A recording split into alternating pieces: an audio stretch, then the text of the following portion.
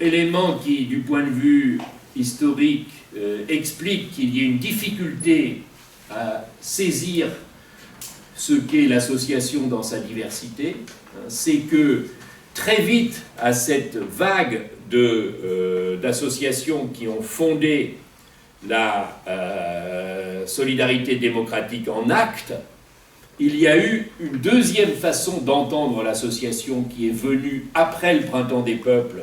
C'est une forme d'association qui n'est plus basée sur la solidarité démocratique, mais qui est beaucoup plus basée sur la philanthropie. Et ça a été introduit dans la seconde moitié du XIXe siècle, c'est-à-dire qu'il y a une autre conception de la solidarité, une autre conception de l'association qui a été favorisée par les pouvoirs publics de l'époque pour essayer justement de réduire cet élan associationniste démocratique du départ, et c'est une vision beaucoup plus restrictive qui amène à ne plus s'attaquer aux inégalités qui étaient visées par les associations de départ, mais à s'attaquer plus étroitement à la pauvreté, comme si association, solidarité, pauvreté, ça allait ensemble. Et comme si la solidarité n'était que la philanthropie, c'est-à-dire non plus l'auto-organisation des gens eux-mêmes concernés par un problème, mais la compassion et la bienveillance des plus riches. Si je reviens sur cet épisode philanthropique, c'est parce qu'on pensait en être sorti. Or, le XXIe siècle, c'est le retour de la philanthropie. Bizarrement, alors que tout le XXe siècle nous a laissé penser que la philanthropie était terminée, aujourd'hui, j'y reviendrai tout à l'heure dans la partie plus prospective, mais on a des éloges de la philanthropie qui envahissent le monde, comme si finalement on avait remplacé les dames patronesses par les entreprises patronesses. Mais on voit bien qu'on n'est pas sorti du XIXe siècle. C'est ça aussi qui est frappant quand on revient sur l'histoire, c'est de montrer que finalement il y a des écueils qui ont été affrontés depuis très longtemps et qui sont toujours présents. Cette assimilation entre association et traitement de la pauvreté, on l'a retrouvée récemment à travers la question de l'insertion, par exemple, comme si les associations n'étaient que ça. Et donc on voit bien qu'il y a dans la naissance des associations une volonté de protéger et d'émanciper en même temps. C'est ça qui est spécifique de l'association, c'est-à-dire que c'est des gens qui s'organisent. Ils s'organisent, comme le disait Yannick, parce qu'on est plus fort ensemble.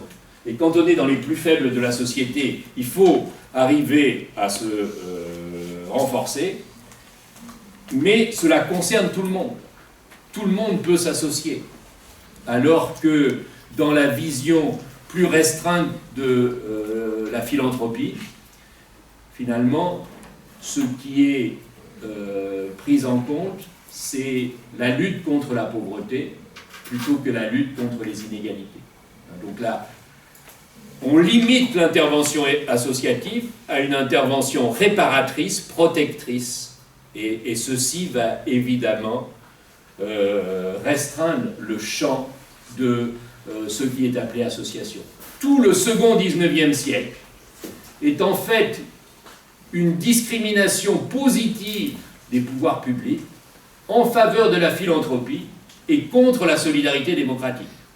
On pourrait reprendre, puisque c'est au moment où vont se différencier aussi les mutuelles, on pourrait reprendre combien la première loi sur les mutuelles n'admet les mutuelles, les associations de secours mutuels, que si elles sont patronnées. Et donc c'est le moment du patronage, du paternalisme, qui va être une seconde proposition qui vise à structurer le monde associatif autour de la philanthropie. Et bien sûr, il reste des éléments de cette ambivalence fondamentale des associations entre solidarité démocratique et philanthropie. Et très souvent, ça amène à ce que les observateurs dont je mentionnais le mépris vis-à-vis des associations disent « Mais vous voyez, les associations, c'est tellement hétérogène que finalement, on ne peut pas parler de l'association en tant que telle.